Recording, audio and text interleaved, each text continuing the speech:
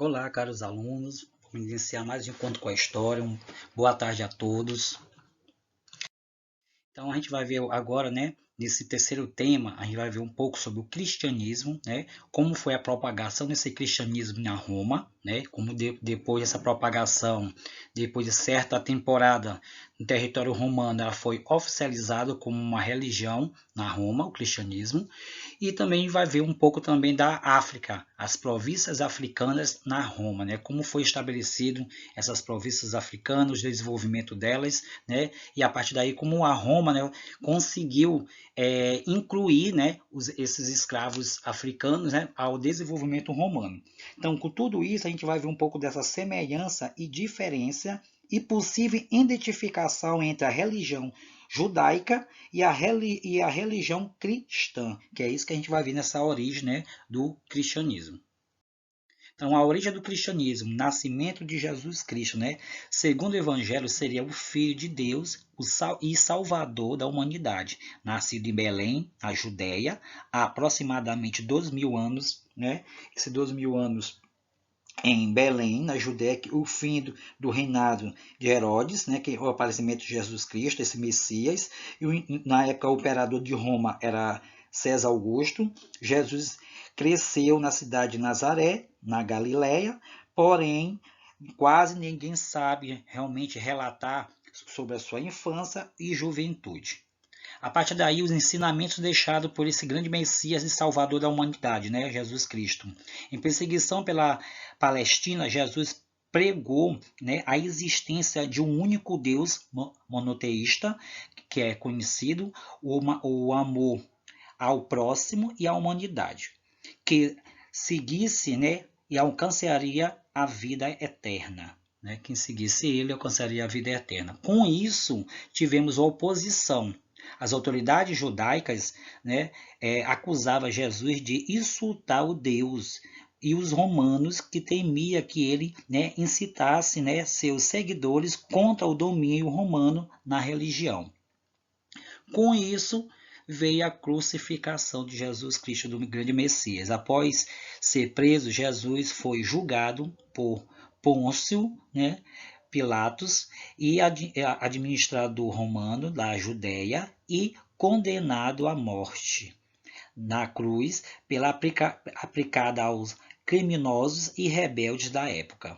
O que levou tudo isso? Após a crucificação de Jesus Cristo, por volta dos 30 anos, Jesus começou a transmitir seus ensinamentos em Nazaré, Samaria, Jerusalém e outras cidades da Palestina, e ele pregava a existência de um único Deus, único, e o amor ao próximo com a compaixão à humanidade. E ele declarava ainda que todos os homens que seguissem seus ensinamentos alcançariam a vida eterna. Na tradição religiosa dos judeus, havia uma profecia que anunciava a vida de um Messias, que era Jesus Cristo à Terra para salvar os pecadores e pacificar a humanidade. Jesus, que era judeu, se apresentava como Messias quem falava os profetas nos escritos sagrados.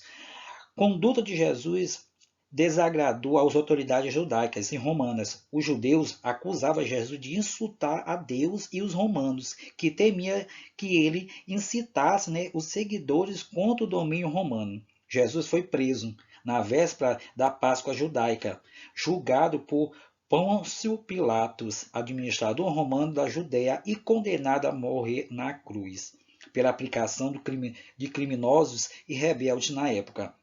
Na obra da Antiguidade Judaica, escrita por cerca de 60 anos após a morte de Jesus Cristo, o historiador Flávio Joséfo faz uma referência à peregrinação dele pela Palestina, acompanhado de muitos judeus e gentios, que Joséfo também descreve que Jesus, como um homem sábio, ele que foi condenado a morrer na cruz e pedido a elite judaica, foi pedido por elite judaica por conta disso, que foi a oposição, que Jesus estava levando o cristianismo, pregando que seria só o único Deus que poderia salvar salvar a humanidade, que era contra, né, a religião judaica, né, dos romanos, e a elite romana, sendo ameaçada com isso, o que foi? Eles fizeram uma oposição de autoridade contra a isso, levando o Messias, Jesus, né, à crucificação. Da peregrinação ao triunfo cristão. Aí a gente vai ver algumas difusão que ocorreu diante dessa etapa, né? Dessa difusão do cristianismo pelo Império Romano, tivemos a peregrinação pelas autoridades e o aumento das convenções, que também, né, mais na frente, em 380 a.C., oficializou o cristianismo. Então, a partir da difusão do cristianismo pelo Império Romano, mesmo após a morte de Jesus Cristo, né, os apóstolos, né, continuaram a espalhar seus ensinamentos e contribuíram cada vez mais para a expansão do cristianismo pelo Império Romano, levando, né, não só o que Jesus deixou, mas também a palavra de um único Deus que poderia salvar a humanidade. Com isso, tivemos a perseguição pelas autoridades, né? Essa perseguição aos cristãos que foram perseguidos nas províncias, né? E acusados de desrespeitar as tradições por não servir o exército e nem realmente adorar os deuses romanos e o imperador. Né? Esses cristãos foram perseguidos, alguns deles mortos, outros fugiram para outras cidades para levar o ensinamento, né, deixado por grande Messias Jesus. Com isso, tivemos um aumento muito grande de convenções. Essas convenções é o seguinte, apesar das perseguições, de número de convenções cresceu. Em 313, o imperador, né, Constantino tornou-se cristão e concedeu a liberdade de culto a todos com o Edito de Milão. O Edito de Milão foi uma forma, né, que Constantino teve de realmente se arrepender de tudo aquilo do passado e voltando assim, né, adorando só um único Deus. A partir daí, com isso, né, com essa questão do Edito de Milão, que é liberdade de culto de todas as crenças, a evangelização do império se acelerou e as comunidades cristãs se tornaram indispensáveis ao poder do imperial. A religião fundada por Jesus acabou se tornando-se um instrumento de unidade do império. Com isso, 353, né, em 353 os cultos pagãos foram proibidos e em 380 o cristianismo se tornou a religião oficial do Império Romano. Com tudo isso, começou realmente a nova visão, né, de religião naquele momento na Roma. Também, nesse mesmo percurso, né, também pelo desenvolvimento de Roma, tivemos a África na época romana. Como foi esse percurso dessa África na época romana, né? O que significa dizer que a principal marca do continente africano é a diversidade? Que é isso que a gente vai entender. Por que essa diversidade? Nas províncias romanas na África, a partir do século I, o norte da África se tornou um centro fornecedor de produtos para Roma e outras cidades do Império. Com tudo isso, as terras da região foram se transformando ao longo da propriedade do povo romano e a distribuição entre os colonos romanos itálicos. Cresceu muito a agricultura, que foi a principal atividade das províncias africanas que produziam o trigo que alimentava todo o Império Romano. Com tudo isso, começou essa grande diversidade, né, na Roma. Os povos africanos na antiguidade foi o seguinte, gente. O povo na África no século I depois de Cristo, como foi? Primeiro ponto. No século I, o continente africano já abrigava uma grande diversidade de povos, línguas e costumes, que fez essa formação, né, de grandes contextos no Império Romano. Foram dos domínios romanos até a Núbia, que florescia nas civilizações, né, e as civilizações coxitas, né, uma das mais prósperas da África Antiga. Os coxitas eram povos mais antigos e a partir daí é o que estava estabelecendo essa grande propriedade de terra junto com o Império Romano na África subsaariana, que é uma região situada abaixo do deserto do Saara, vivia diferentes sociedades, ou seja, diferentes povos, em sua maioria de comunidades e aldeias.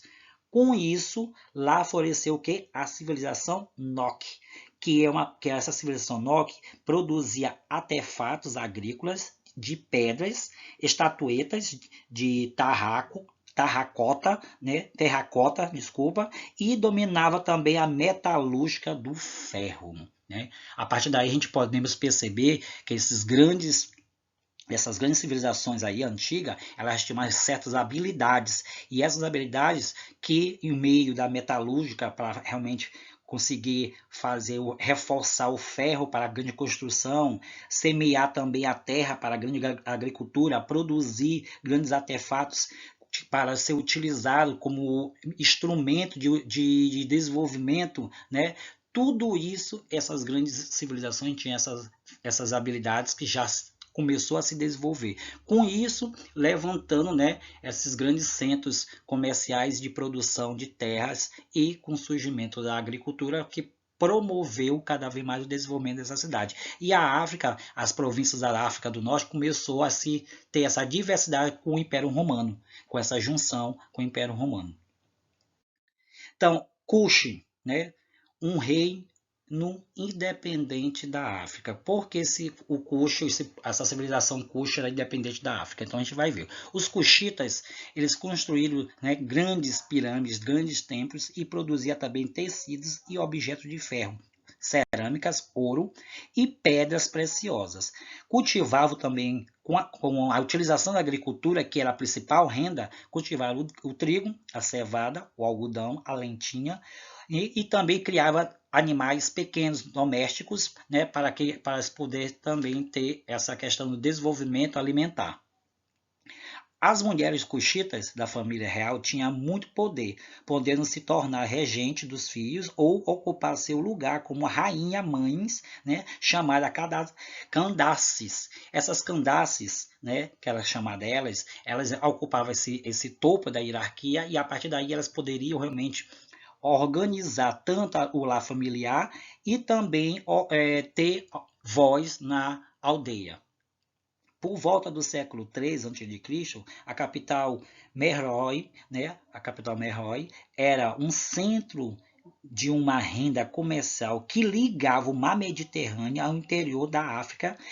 Estimava-se que a sua população tinha uma cerca de 9.000 a 13.000 pessoas, né?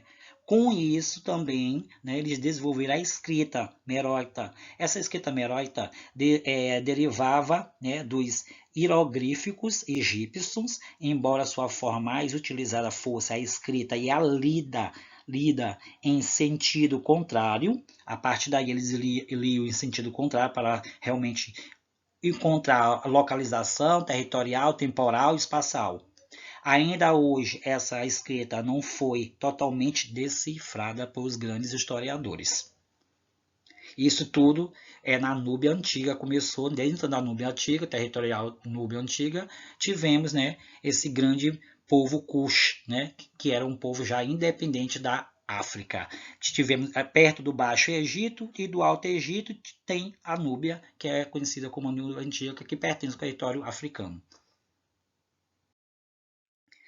Dentro daí, eles eram conhecidos como muita organização de aldeias subsaarianas, eles eram muito organizados. Né? Essas comunidades aldeanas, eles organizaram em 4 sentidos. Primeiro, a formação a partir de uma reunião de grupos nômades em locais de coletas acerca de onde acabaram por desenvolver a agricultura, como sempre, a agricultura é sempre o pilar de produção e desenvolvimento das aldeias, das comunidades, adotar um estilo de vida sedentário ou seminômade. Sedentário, gente, é onde esses povos eram fixos, onde eles tinham uma localização fixa da sua aldeia. E seminômade é assim, eles poderiam sair dessa aldeia fixa e se direcionar a outro local para fazer uma fixidez, né, também novamente desse povoado. Também eles podiam fazer aliança para travar guerras, trocar produtos ou realizar casamento entre si, formando assim uma confederação de aldeias. Com o tempo, essas aldeias poderiam se tornar um rei ou império. Com isso, essa formação formada por famílias unidas por laços de parentescos ou ancestralidade, que liderada por um chefe, né, que sempre tem um chefe que tinha essa organização, e esse chefe comandava e designava realmente todas as atividades dentro dessas comunidades, dessas aldeias, né? Esse era escolhido de acordo com o seu prestígio de seus ancestrais maternos e tinha também o auxílio de um conselho de chefes da família que se reunia para fazer essa votação para sair o líder, que seria o chefe para organizar as aldeias subsaarianas. Também tivemos dentro delas grupos familiares que se especializavam em atividades econômicas, como sempre na agricultura, que era um grande patamar principal, né, dessas aldeias e comunidades. Essa criação de animais também domésticos, artesanatos e comércio. A partir daí o trabalho era coletivo, eles trabalhavam sempre juntos para o desenvolvimento e organização das suas aldeias e comunidades. E a terra pertencia a todos, a comunidade. Com tudo isso, eles começaram a desenvolver grandes etapas, né, e crescer, né? Por isso que essas aldeias elas podiam chegar até um grande império por conta dessa organização coletiva deles. Então, tudo isso foi essa nossa unidade 6, né? Essa nossa unidade 6, aonde nós vimos, né, várias transformações ao longo do Império Romano, até chegar o cristianismo, que foi oficializado, né, uma religião oficial católica, que era seguidores de Cristo. A partir daí, o Messias Jesus Cristo, que veio como um enviado de Deus para salvar, né, a humanidade dos seus pecados e purificar, né, a terra, ou seja, a própria humanidade. Tivemos também esse desenvolvimento dessas grandes províncias africanas que fez parte do Império Romano, por isso que o Império Romano também é conhecido como essa grande diversidade de língua, cultura, porque a África fez parte desse desenvolvimento, porque fazia trocas comerciais, desenvolvimento de produtos agrícolas e outros instrumentos que aí puderam utilizar para o desenvolvimento, né, dessa grande cultura. Então, tudo isso foi que ocorreu, né, dessa grande província romana na África.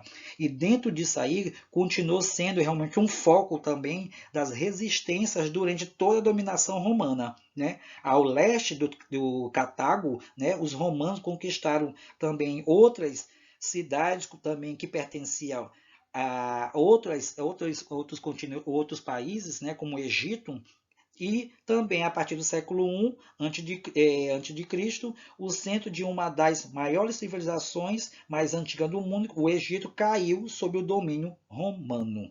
Tudo isso foi decorrente após o mandato de Marcos Antônio para o exército, né?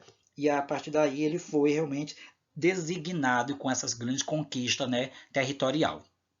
Tudo isso ocorreu nessa etapa do desenvolvimento do Império Romano, tá, gente? Então fique com Deus, fica com essa grande palavra minha aí, fim, tá bom?